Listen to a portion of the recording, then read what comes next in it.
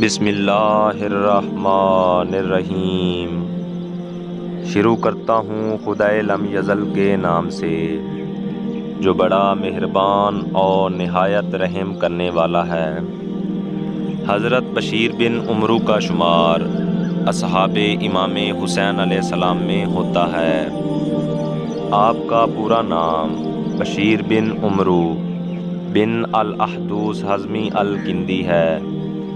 آپ کا تعلق حضر موت یعنی یمن سے تھا اور آپ تابعی تھے۔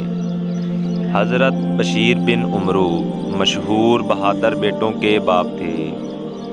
آپ حضر موت کے رہنے والے تھے، مگر کوفہ میں محلہ بنی کندہ میں قیام کرنے سے کندی کہلانے لگے۔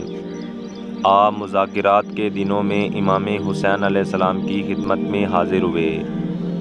روز عاشور آپ کو اطلاع ملی کہ آپ کا لڑکا عمر ریح میں قید ہو گیا ہے۔